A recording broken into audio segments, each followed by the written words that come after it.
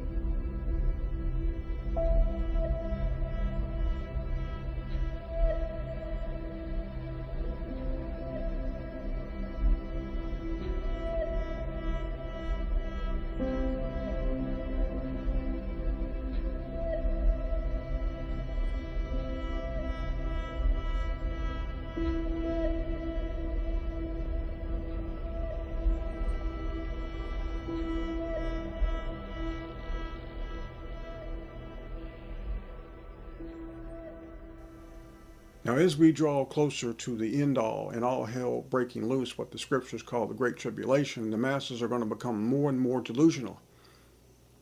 And they will seek the help of the government. Fox News, CNN, ABC will become, hey, I got to go get the truth. That's who's going to tell me what's really going on. Corporations, doctors, technology, academia, politicians, and talking heads, people will look to them to save them. Give me information and tell me what's going on. When are things going to get better? What can I do? What can I do? Because, folks, it's going to get bad. Then the reality is the same beings who are shackling these people, okay, are the ones that are behind it all. You see, this is America. You look to your oppressors as your saviors while denying the real Savior. The result is chaos and pain. The devil's children are using the Great Reset, which was based on a great lie, to break the people emotionally, spiritually, and financially. Through the media and the internet, they keep the people in a state of suspense, which is by definition, suspense is anxious anticipation and expectation. Let me say those three words for you again, and let me explain it to you. Through the media, through your Fox, your CNN, your ABC, your CBS, all this, and even your internet gurus, man. They keep the people in a state of suspense, which is by definition anxious anticipation and expectation. You see, the emotions are controlled. You control the masses' minds and the bodies are going to follow because there's no spirit of God guiding them. It's the Judas goat, the theme, man. You have a goat out in front that leads the other sheep to slaughter. You see, the sheep don't want to go to slaughter, but if you put one out in front and say, come on with me, they'll follow him to slaughter. Many Judas goats, we've talked about it. You're seeing the strong delusion all around you, and this will grow far worse and far more dangerous. Far more dangerous and far more deceitful. In these times, your protection, your guide, is your spirit that comes from your Father, and it will lead you away from the lies and the darkness that comes from the lies. You got to walk in the light. You got to walk in the truth. The lie above all lies is the Father and Jesus are not real, irrelevant, or simply just creations of people's minds, and that Jesus is no better than Muhammad or Buddha or Krishna or Kali or Thor or anybody else.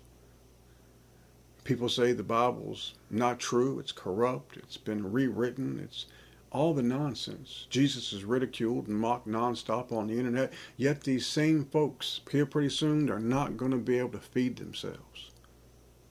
Shit's going to get bad. It's going to get bad. And some folks believe they can hate Jesus because there's a lot of hate toward Jesus. And yet they believe they can have something with who they call God. This belief stems from the synagogue of Satan. I share with you the words of Jesus. John 15:23. He that hateth me hateth my Father also. You see, because if you don't have Jesus, you don't have the Father. If you don't have the Father, you don't have Jesus. I close by reading the words of your Father, who is the one who has blinded the masses. It's called the strong delusion. And you should not have fellowship with these people. Why would you? The strong delusion, 2 Thessalonians chapter 2, verses 10 through 12. And with all deceivableness of unrighteousness in them that perish, because they receive not the love of the truth, that they might be saved. And for this cause God shall send them strong delusion, that they should believe a lie. Who sent it? God did. What did he send them? A strong delusion. So they might do what? Believe a lie. 12. That they all might be damned who believed not the truth, but had pleasure in unrighteousness. They have rejected the truth, the masses have. They have rejected the Father. They have rejected his word. And most importantly, they rejected his image, his word made flesh, his Emmanuel. They rejected Jesus.